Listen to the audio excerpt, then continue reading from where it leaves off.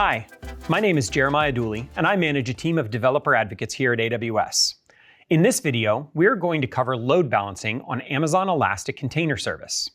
The purpose of using a load balancer is to allow you to scale the back end of your application and still use a single ingress entry point.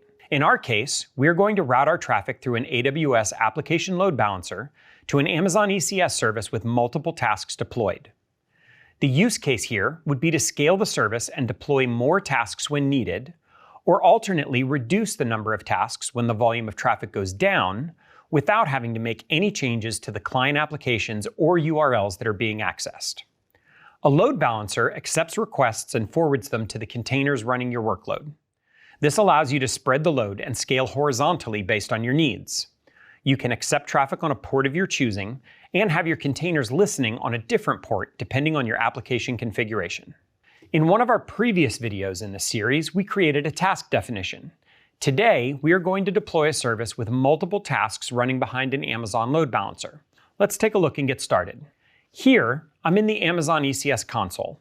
I have already created an Amazon ECS cluster in my console, and I've named it Demo Cluster.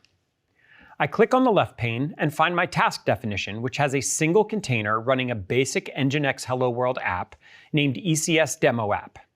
From there, I go to the Deploy button and I create a new service. I choose my cluster, and for this demo, I am going to leave most of the settings as default, use the Fargate capacity provider, and then leave the platform version as latest. I name the service Demo Service and set the desired number of tasks to 2. For the purpose of this demo, I will not turn on Service Connect. Next, I go to the networking session where I select the Amazon VPC and the subnets that I'm going to deploy into. I can create a new security group and configure the security group rules if I wish, but here I'm going to use a security group that I've already created that allows HTTP traffic on port 80 into the application. I am also going to remove the default security group.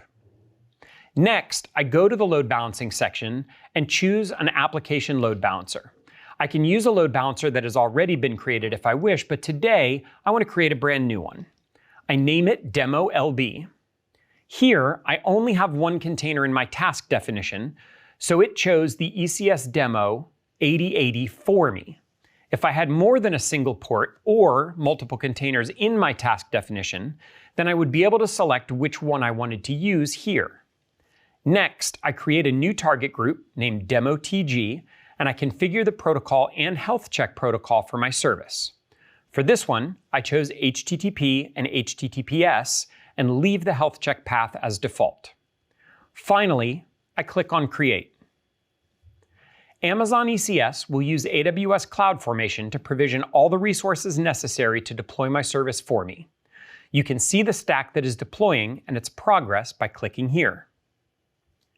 Once the service is deployed, you can find all the needed information about the application and service details by clicking on Demo Service in the details of the cluster.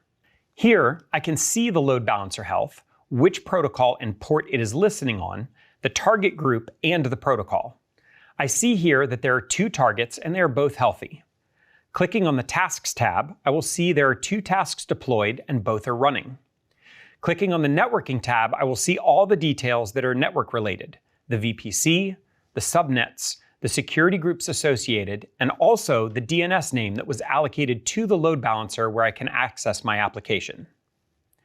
Clicking on Open Address will take me to my application, and refreshing the screen once or twice, you will see that I am routed to a different IP address and container for each request. Ready to learn more?